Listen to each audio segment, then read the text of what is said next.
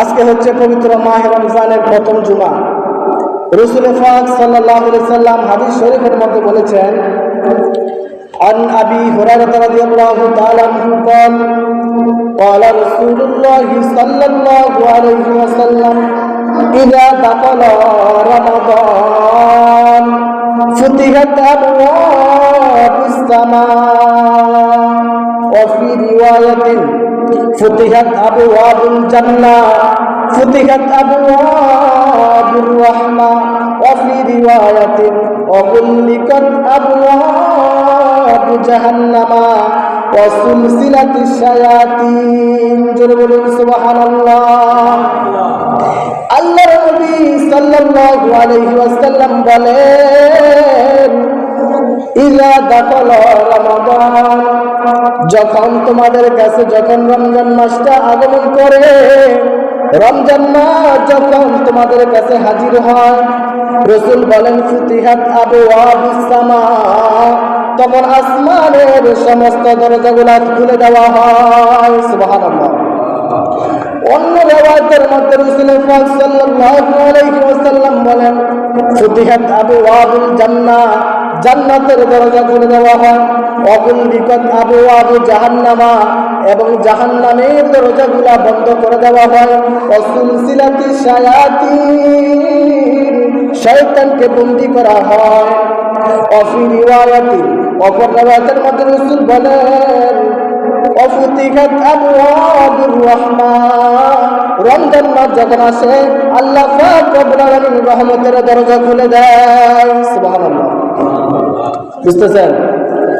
রমজান মাস যখন আমাদের কাছে যখন আগমন করে, তখন রহমতের দরজা খুলে দেওয়া হয়, জান্নাতের দরজা খুলে দেওয়া হয়, জাহান্নামের দরজাকে বন্ধ করে দেওয়া হয়, এবং শয়তানকে শিকলবন্দি তালাবন্দি করা হয়। এই জন্য আল্লাহ রাসূল সাল্লাল্লাহু আলাইহি ওয়াসাল্লাম বলেন, আন আবি হুরায়রা রাদিয়াল্লাহু তাআলা আনহু قال قال رسول الله صلى الله عليه وسلم من صام رمضان إيمانا واحتسابا غفر له ما تقدم من ذنبه। سبحان الله। আল্লাহর নবী সাল্লাল্লাহু আলাইহি ওয়াসাল্লাম বলেন, যেই ব্যক্তি রমজান মাস পাইল, রমজান মাস পেয়ে যেই ব্যক্তি ঈমান ও সওয়াবের উদ্দেশ্যে যেই ব্যক্তি রোজা রাখে, আল্লাহর নবী বলেন তার সমস্ত পুরা বছরের সমস্ত গুনাহগুলো আমার আল্লাহ মাফ করে দেয়। সুবহানাল্লাহ। অন্য হাদিসের মধ্যে আমার নবী বলেন, আন আবি হুরায়রা রাদিয়াল্লাহু তাআলা আনহু قال قال رسول الله صلى الله عليه وسلم الصلاة الخمس والجمعة إلى الجمعة ورمضان إلى رمضان مكفرة لما بينهن إذا اجتنبت الكبائر। জোরে সুবহান আল্লাহ। রাসূল পাক সাল্লাল্লাহু আলাইহি ওয়াসাল্লাম বলেন, বান্দাকে আল্লাহ পাক রব্বুল আলামিন পাঁচ ওয়াক্ত নামাজ ফরজ করেছেন। নামাজের মধ্যে আল জুমাতু ইলাল জুমাতি, এক জুমা থেকে আরেক জুমা পর্যন্ত সমস্ত মাঝখানের সগীরা গুনাহগুলো আমার আল্লাহ মাফ করে দেয়। ওয়া রমাদানু ইলা রমাদান, এক রমজানে রোজা রেখেছে, আবার পরবর্তী বছর রমজান আসছে রোজা রাখছে, রাসূল বলেন এক বছরের সমস্ত সগীরা গুনাহগুলো আমার আল্লাহ মাফ করে দেয়। সুবহানাল্লাহ। পুরা বছরের সগীরা গুনাহগুলো আল্লাহ মাফ করে দেয়। রাসূল বলেন মুকাফিরাতুল লিমা বাইনাকুন্না ইযা ইস্তানাবাতিল কাবাইর, যদি আমার উম্মত যদি কবিরা গুনাহ বড় বড় গুনাহ থেকে যদি নিজেকে বাঁচিয়ে রাখতে পারে, তাহলে তার দেহের মধ্যে কোনো গুনাহ থাকবে না। সুবহানাল্লাহ। রোজা রাখা আদম আলাইহিস সালাতু ওয়াস সালাম থেকেই শুরু হয়েছে। আমরা সকলে জানি আদম আলাইহিস সালাতু ওয়াস সালাম প্রত্যেক মাসে 3টা রোজা রাখতেন, 3টা রোজা ফরজ ছিল। সেটাকে বলা হয় আইয়ামে বীজের রোজা, আইয়ামে বীজের সাওম।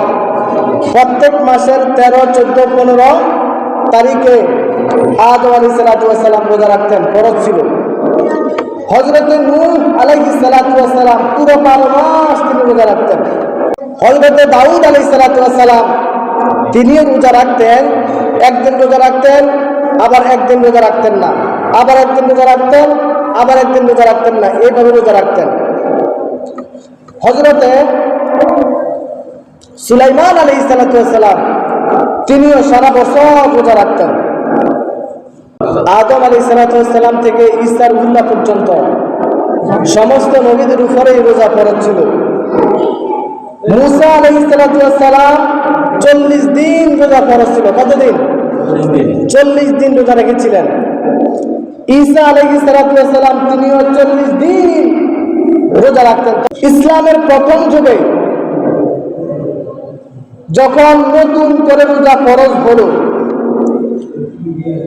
তখন রোজার সিস্টেমটা ছিল, একজন মানুষ যদি সন্ধ্যায় ঘুমায় যেত, আপনি সন্ধ্যায় ঘুমানোর আগ পর্যন্ত যা কিছু খাইতে পারতেন। যখন আপনি ঘুমাইতেন, মনে করেন এশা নামাজ পড়ে ঘুমাইছেন, এই ঘুমাইছেন আপনার রোজা শুরু হয়ে গেছে। যদি রাত 12টা বাজে উঠেন আর কোনো খানা নাই, রোজা আপনার চলতেছে। নবীজির একজন কিশোর সাহাবী ছিলেন যার নাম ছিল কায়েস বিন আব্দুল্লাহ। নাম কি? কায়েস বিন আব্দুল্লাহ। এত গরিব ছিল, ঘরের মধ্যে কোনো খানা ছিল না। কাজের মধ্যে গেছে, তিনি রাত্রিবেলা শুইছে, রোজা শুরু চলতেছে। কাজের মধ্যে গেছে, কাজের মধ্যে গিয়ে সারাদিন কাজ করছে। সন্ধ্যাবেলা বাড়িতে এসে স্ত্রীকে বলে, স্ত্রী ইফতারের কিছু আছে, আমাকে খাবার দাও। তো স্ত্রী বলতেছে, তুমি বসো, আমি খাবারটা দেখি কি আছে, তোমাকে কি দেওয়া যায়। স্ত্রী খাবার আনতে গেছে, এদিক দিয়ে সারাদিনের ক্লান্ত শরীর, শুয়েছে, ঘুম চলে আসছে। স্ত্রী আইসা দেখে তার স্বামী ঘুমাইতেছে। এখন তাকে ডাকলেও তো আর কোনো লাভ হবে না, কারণ ঘুমাইছে মানে কি রোজা শুরু হয়ে গেছে। এই যে ইফতার করে না, এখানে কোনো কথা নাই। সে ঘুমাইছে মানে কি তার রোজা আবার শুরু হয়ে গেছে। এই রোজা নিয়ে পরের দিন আবার কাজে গেছে। পরের দিন কাজে গিয়ে আবার তিনি সারাদিন কাজ করছে, সন্ধ্যাবেলা বাড়িতে আসছে। বাড়িতে আইসায় স্ত্রীকে কোনো মতে বলছে, আমাকে ইফতারি দাও। স্ত্রী ইফতারি দিবে, এর মধ্যেই তিনি ক্লান্ত শরীর নিয়ে, কারণ 2 দিন 1 রাত অলরেডি কোনো কিছু খাওয়া হয় নাই, এই জন্য বাড়িতে আসছি, কোনো মতেই বিছানার মধ্যে বসছে, সাথে সাথে শুধু ঘুম চলে আসছে। ঘুম চলে আসছে মানে আবার তার উপর রোজা কি হয়ে গেছে, ফরজ হয়ে গেছে, চলতেছে। পরের দিন আবার কাজের মধ্যে গেছে। কাজের মধ্যে গিয়ে কিছুক্ষণ কাজ করার পরে একবারে ঘুরান দিয়ে পড়ে গেছে জমিনের মধ্যে। রাসূলের পাক সাল্লাল্লাহু আলাইহি সাল্লামের দরবারে খবর দিয়েছে, ইয়া রাসূলুল্লাহ, আপনার সাহাবী কায়েস বিন আব্দুল্লাহ তিনি তো রোজা, এইভাবে যে রোজার বিধান, সে তো ইফতার করতে পারে না, সারাদিন কাজ করার কারণে শরীরটা ছিল ক্লান্ত, যার কারণে ইফতারি করার সময় হয় নাই, সুযোগ হয় নাই। আবার রোজা ফরজ, আপনার সাহাবী একবার জীর্ণ শীর্ণ হয়ে পড়ে গেছে। আল্লাহ রাসূল সাল্লাল্লাহু আলাইহি সাল্লাম তখনই আল্লাহর কাছে বলছে, আল্লাহ, আমার উম্মতের জন্য যদি এইরকম হয়, আমার উম্মত রোজা রাখতে পারবে না। আল্লাহ বলেন, হাবিব, আপনি কিভাবে আপনার উম্মতের জন্য কিভাবে করলে সহজ হবে, আপনি খুশি হবেন বলেন। আমার নবী, আপনার নবী বলেন, ইয়া আল্লাহ, আমার উম্মতের জন্য ইফতারি করার পরে সুবহে সাদিকের আগ পর্যন্ত আপনি আমার উম্মতের জন্য খাওয়া দাওয়ার ব্যবস্থা করে দেন। সুবহানাল্লাহ। যাতে সারা রাতে কি আমার উম্মত যাতে ঘুমাইলেও যদি সুবহে সাদিক সেহরির আগে যদি উঠে যাতে খাইতে পারে। আল্লাহ বলেন, হাবিব, আপনার ওয়াদা, আপনার কথা আমি আল্লাহ কবুল করে নিলাম। জোরে বলি সুবহানাল্লাহ। আরেকটু জোরে বলে না সুবহানাল্লাহ। তখন আল্লাহ রাসূল সাল্লাল্লাহু আলাইহি সাল্লাম দোয়া করার পরে এই দোয়াটা আল্লাহ কবুল করছে। এই জন্য আমাদের জন্য, আমরা যারা আখির জামানা নবীর উম্মত, আমাদের জন্য রাত্রিবেলা পুরো রাত সেহরির আগ পর্যন্ত আমরা খানা খাইতে পারবো, স্ত্রী সহবাস করতে পারবো, কোনো বাধা নাই। কিন্তু অন্যান্য নবীদের বেলায়, অন্যান্য নবীদের উম্মতের বেলায় একটানা রোজা ছিল, তাদের কোনো খানা পিনা নাই, স্ত্রী সহবাস নাই, সব বন্ধ। কিন্তু আমাদের বেলা যদি এমন হতো, আমাদের কেমন হতো? তারপরেও তো আমরা সুবহে সাদিকের সময় সেহরি করার পরে 10টা থেকে 11টার দিকে কত মানুষ আছে খাওয়ার জন্য ফাড়াফাড়ি শুরু করে দেয়, আছে না? খাওয়ার জন্য ফাড়াফাড়ি শুরু করে দেয়, হায় রে, মনে জন্য সে মারা যাবে। অথচ আল্লাহ কোরআনের মধ্যে কি বলেছেন? ইয়া আইয়ুহাল্লাযীনা আমানু কুতিবা আলাইকুম الصيام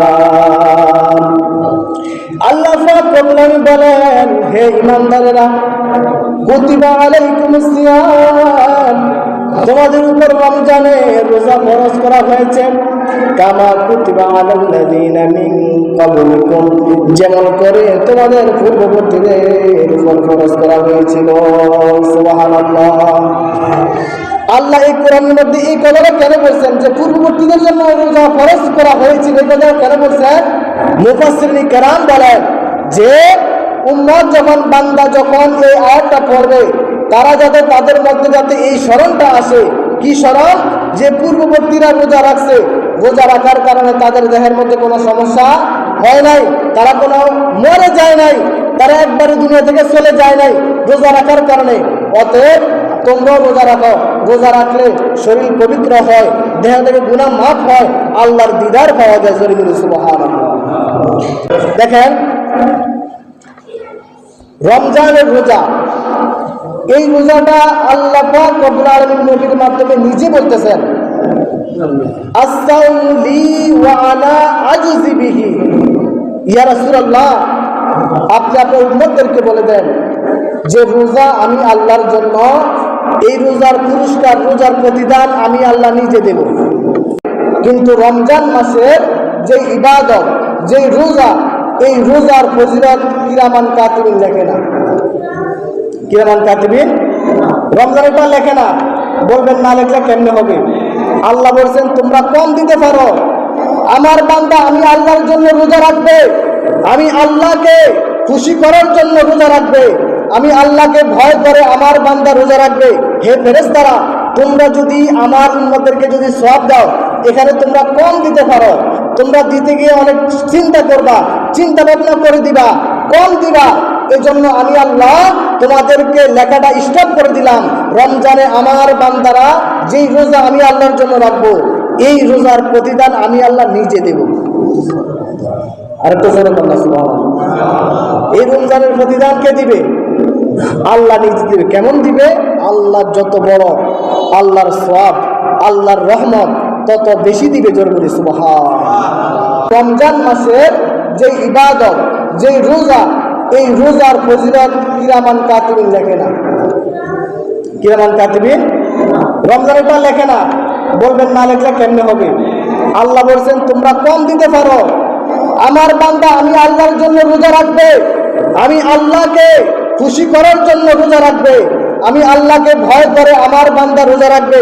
হে ফেরেশতারা, তোমরা যদি আমার উম্মতদেরকে যদি সওয়াব দাও, এখানে তোমরা কম দিতে পারো, তোমরা দিতে গিয়ে অনেক চিন্তা করবা, চিন্তা ভাবনা করে দিবা, কম দিবা। এজন্য আমি আল্লাহ তোমাদেরকে লেখাটা স্টপ করে দিলাম। রমজানে আমার বান্দারা যেই রোজা আমি আল্লাহর জন্য রাখবো, এই রোজার প্রতিদান আমি আল্লাহ নিজে দেব। আর তো এই রমজানের প্রতিদান কে দিবে? আল্লাহ নিজে দিবে। কেমন দিবে? আল্লাহ যত বড়, আল্লাহর সওয়াব, আল্লাহর রহমত তত বেশি দিবে। জোর বলি সুবহানাল্লাহ। অন্য হাদিসের মধ্যে আমার নবী বলেন, আস-সাওমু জান্নাতুন, রোজা হচ্ছে ডাল স্বরূপ। কেমন ডাল? তুমি রোজা রাখছো আল্লাহর জন্য, জান্নাতে যাওয়ার জন্য রোজা যুদ্ধ করবে যাতে জাহান্নাম থেকে বাঁচতে পারে। সুবহানাল্লাহ।